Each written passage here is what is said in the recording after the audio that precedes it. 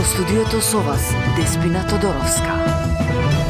Добар ден и ви благодарам за вниманието. Денеска во Лондон ќе биде потпишан договорот за стратешко партнерство помеѓу Македонија и Велика Британија.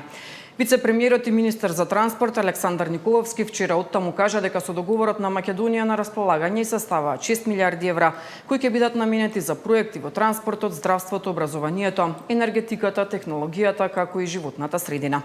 Премиерот Мицкоски пак денеска вели дека овој договор ќе оди на ратификација и во Македонското собрание и транспарентно ќе бидат објавени сите детали, а ќе стане јасно и дека Македонија со овој договор нема да стане центар за прифаќање мигранти од Велика Британија. Денеска ќе се стави параф на тој договор, потоа ќе дојде во парламент пред пратениците. Ние шверцерски ништо не носиме, не злоупотребуваме европски знамења, ќе го видат пратениците тоа што следи. Дел од тој проект е изградба на пруга, која што ќе ги поврзе Табановци со Гевгелија, реконструкција и модернизација на истата, завршување на клиничкиот центар во Штип, заедно со зграда за медицински факултет и студентски дом, изградба на болницата во Кичево заедно со здравствен дом и целосна реконструкција на клиничката болница во Тетово. И тука не застануваме, бидејќи се уште имаме најмалку уште 60% од рамката која што ни е на располагање. А во овој момент стартува пресконференцијата на државниот јавен обвинител Љупчо Куцевски поврзан со истрагата за онкологија. Се вклучуваме во живот пресконференцијата.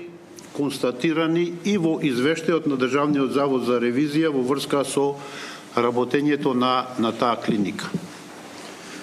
Пред истрагата и истрагата беа обемни и тешки, со огромен број действија и сложени вештачења, кои ни беа неопходни за во целост да ги испитаме сите факти и околности.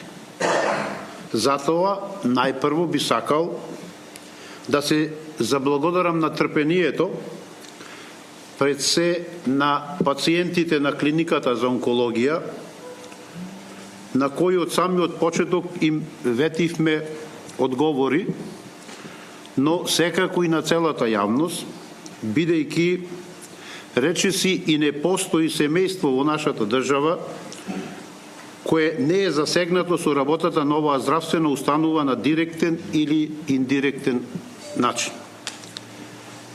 Недвосмислено, веројатно најголем број предизвик беше да се обезбедат медицинските вештачења, бидејќи во нашата држава немаше вешто лице или институција кој би можело непристрасно да ги изврши. Од тие причини, за да се обезбеди непристрасност на постапката, обвинителството се обрати и успеа да обезбеди две медицински вештачења, едното од Република Србија и другото од Република Словенија, кои се однесуваат на различни сегменти од лекувањето на пациентите на онкологија. Тука би се заблагодарил особено на словенечките и на српските експерти, кои со своето стручно знаење практично го потврдија она што беше сомнение од почеток на овој предмет.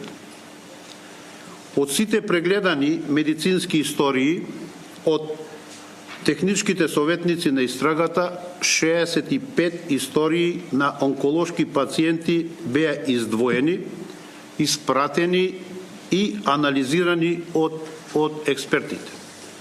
Во висок процент од нив, согласно мислењата на вештите лица од струката и од Словенија и од Србија, терапијата не била давана онака како што предвидуваат протоколите за лекување на овие болести.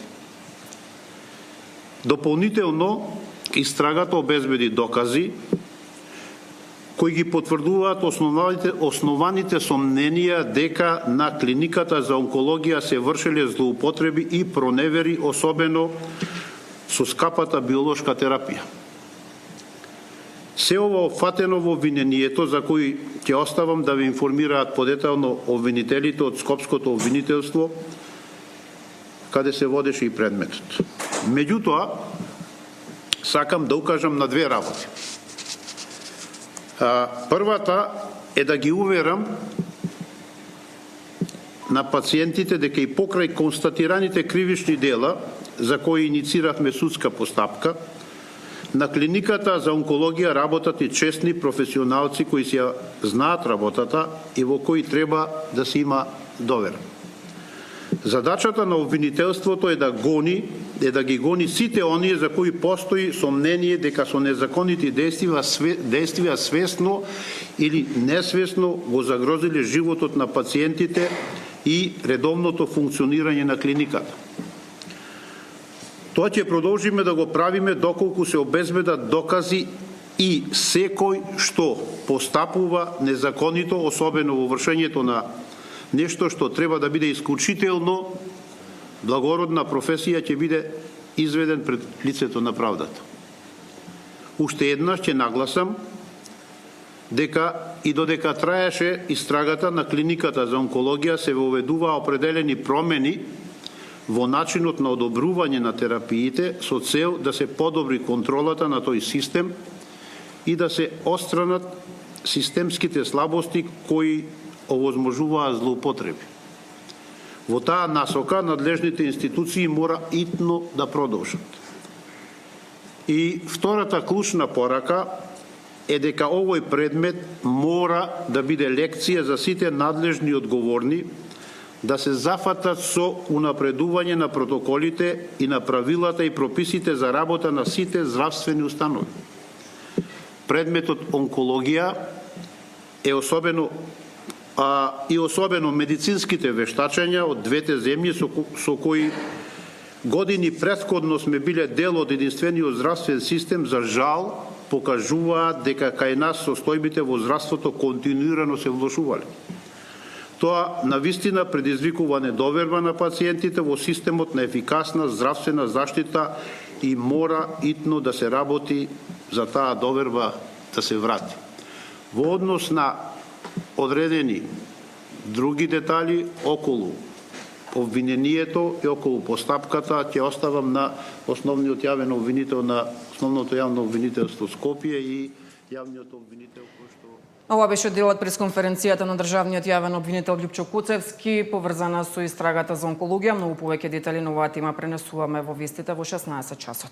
Лидерот на СДСМ вели дека со новиот заем од 6 милиарди евра јавниот долг на Македонија ќе надмине 115% од бруто домашниот производ, што според Филипче е полоши од грчката криза од пред повеќе од една деценија. Да се зајмиме 6 милиарди евра, значи дека секој новороденче во следните 25 години, непосредно по раѓањето, ќе должи 6.000 евра. Тоа ќе значи, ако кумулативно се земат сите суми, јавниот долг ќе надмине сериозен процент од бруто домашниот производ, дури 115%. Што е полошо од грчката криза, во која што беше Грција пред повеќе од една деценија. Дополнително на тоа,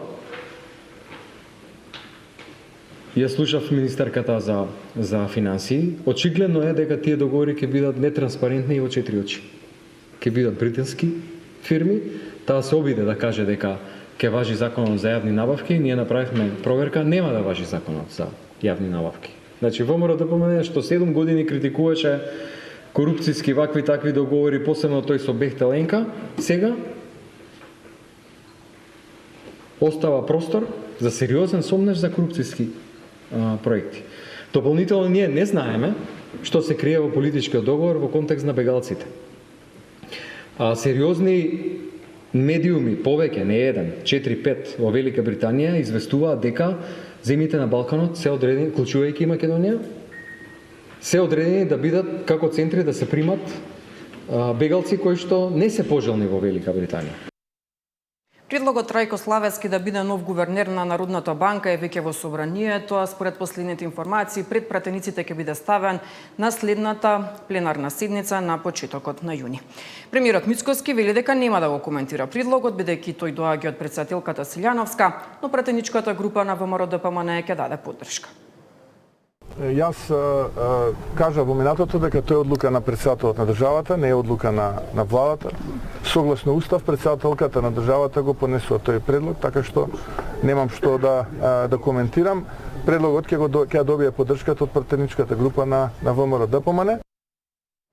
СДСМ пак остро ќе се спротистави на изборот Трајко Славески да биде гувернер на Народната банка. Според опозицијата, ова е исклучиво партиски избор кој ќе значи погребување на последната независна институција. Ние нема да го поддржиме предлогот за гувернер, заради тоа што сметаме дека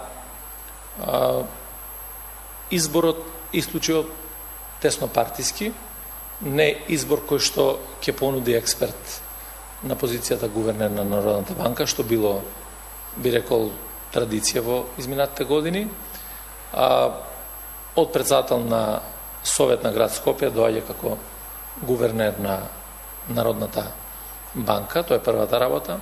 Втората причина, лично сметам дека човек кој што се спротиставува на растот на минималната плата, на економски политики кои што се за доброто на граѓаните, тој беше најголемиот противник, ако се сеќавате, тој велеше дека дури 9000 денари минимална плата е голема минимална плата и така натаму, не може ништо добро да донесе ниту за системот, ниту за државата.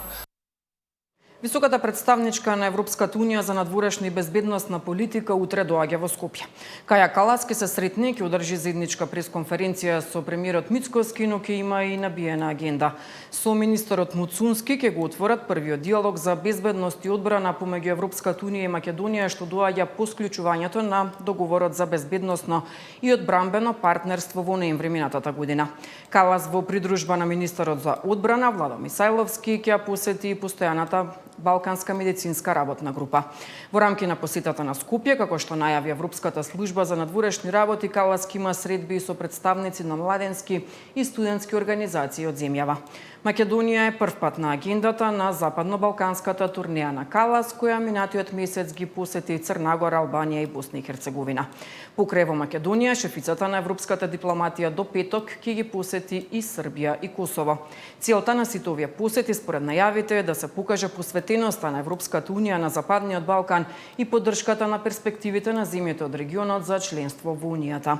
Премиерот Мицкоски пак утрово вели дека и Калас ќе ја причека со веќе познатиот став на владата, дека уставот нема да се менува без гаранции, дека тоа ќе биде последно барање на Софија. Што се однесува до градењето доверба, јас сум секогаш прв и прагматичен човек и политичар. И тука немам никаква дилема дека треба да градиме подеднаква доверба со сите соседи, вклучително и со Бугарија. Ние немаме никакви проблеми да го прошируваме нашиот устав со, да речеме, дел од хрватите кои што живеат кај нас. Бидејќи македонците се дел од хрватскиот устав.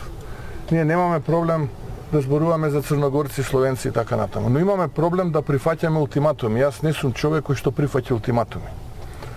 И никогаш нема да си дозволам да преговарам за нешто кое што знам дека представува огромен проблем и фрустрација за македонските граѓани, за албанските граѓани, за турските, за сите оние граѓани во Македонија кои што се составен дел од уставот. Неубеден сум дека ќе се изнајдат решенија, ќе изнајде и механизми Европската Унија и Македонија ќе го добие заслуженото место да биде дел од таа маса, бидејќи одамна тоа го заслужуваме, бидејќи нашиот пат го почнавме уште пред 2,5 децени, кога другите држави во регионот уште сонуваа за Европската Унија. Министерството за внатрешни работи утрово спроведува нова акција чија цел е нелегално регулирање на престој на странски државјани во државата. Зголемено присуство на полицијата утрово има во Штип, Скопје и на дел од граничните премини кон Косово. Според неофицијални информации, акцијата опфаќа претреси на повеќе од 10 локации. Се претресуваат домови и автомобили, а се вршат и лични претреси.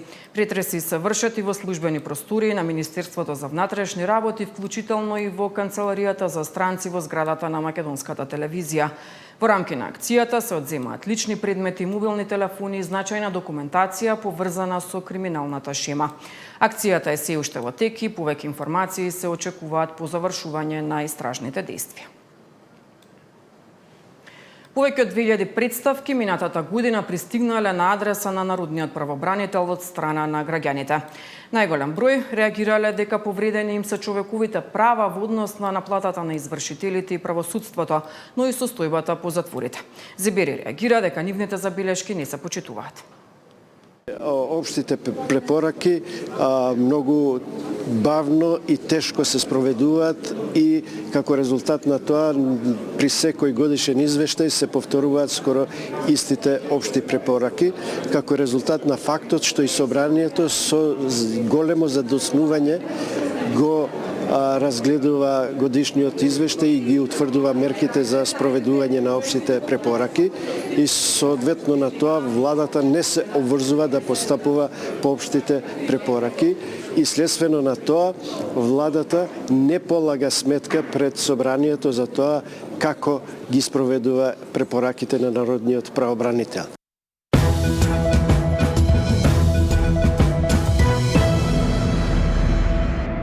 Следуваат и најновите